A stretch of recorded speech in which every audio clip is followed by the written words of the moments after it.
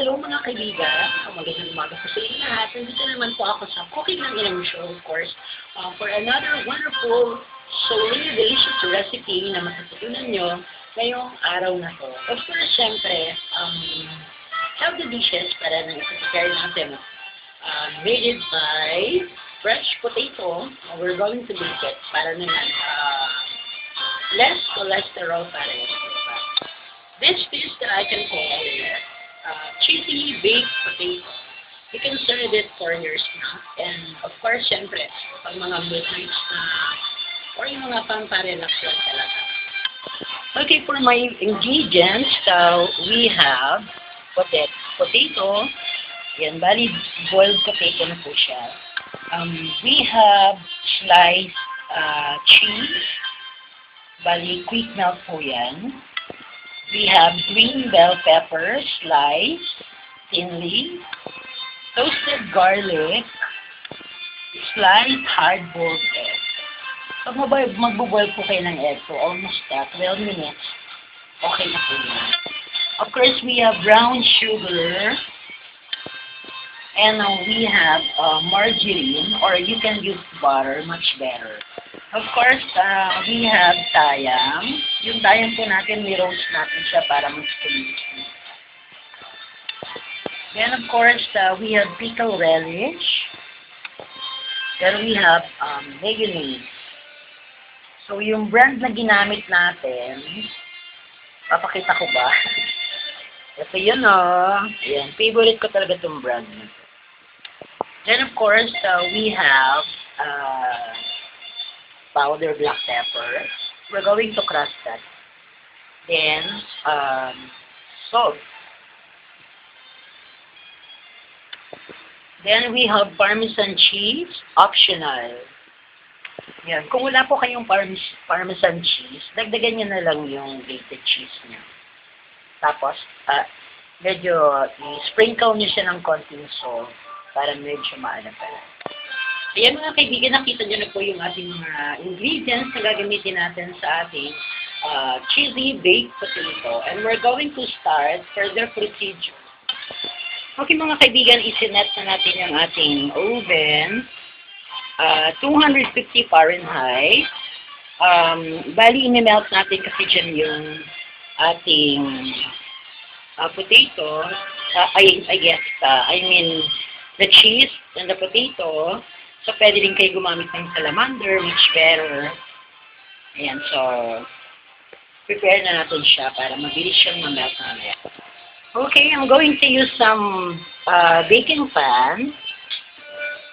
Tapos dito natin isi-set lahat ng dalawang potato natin.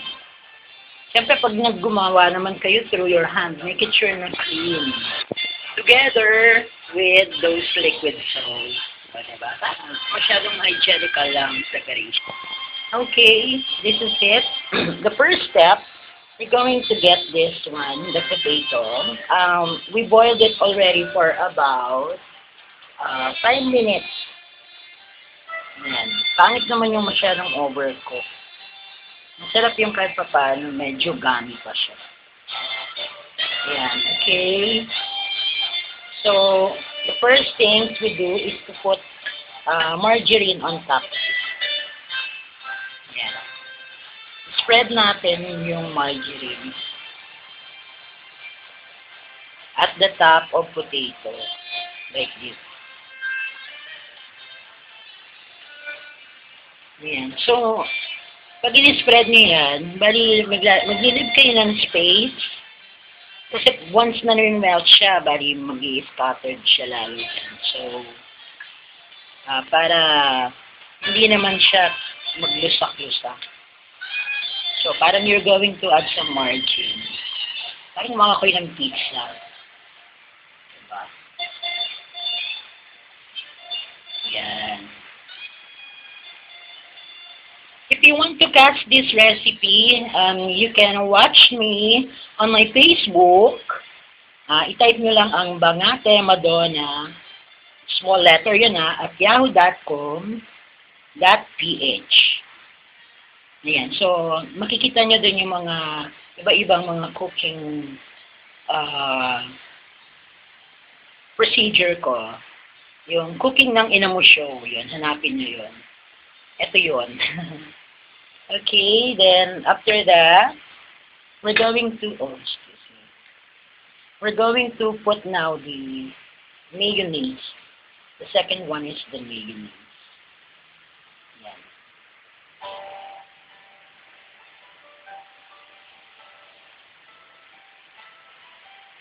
Sa mga measurement naman, syempre matatansya nyo na yun kung depende sa dami yung lulutuin mo. So kahit mga kids, you can do this at home. Parang maganda yung mga bata pa kayo, nagtatry na kayong mag-cooking. Miss Melody, I guess you like this dish very much. Isa ka rin sa mga potato lover. Minsan ipagluluto kita nito. Ayan, pagkatapos natin mailagay na yung ating mayonnaise, we're going to put now the egg. Ayan, the egg. This one. We're going to put it on the top.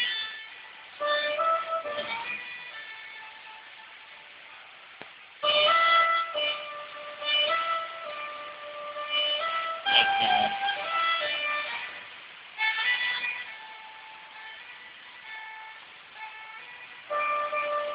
Ayan, magandang gumawa ng mga ganito together with your kids, bonding time, o kaya ng inyong boyfriend, ng inyong girlfriend, di ba? Tsaka dapat yung mga guys, mahilig din talaga mag-cooking kasi ang mga best chef talaga nasa male section. Buti na lang hindi ako male. Okay, then after this, we're going to get the bell pepper. And we're going to add bell pepper on top.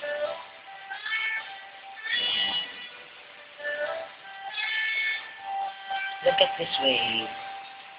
The green adds a wonderful color para sa ating dish. Talaga naman napaka-refreshing ng dating.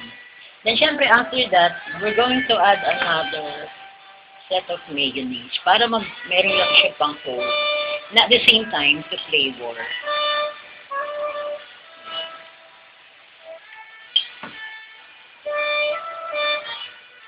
Para dun sa loob, tsaka dun sa top, may flavor ng mayonnaise. So, after that, we're going to add now the cheese. Yan. First step, the cheese muna.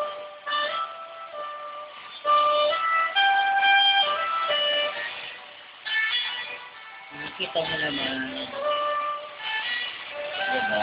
Ang wonderful.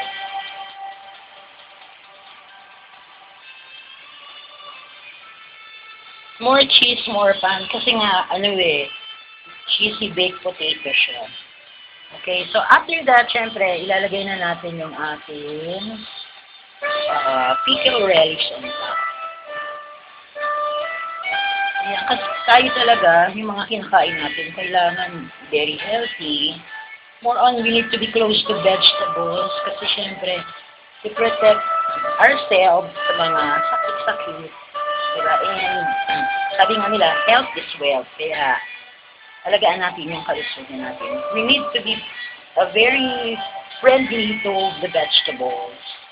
Then, ayan, of course, we're going to add some toasted garlic on top. Then, syempre, ito sa mga favorite ko talaga to, ang roasted cayenne. Napaka-crunchy niya pag kinain.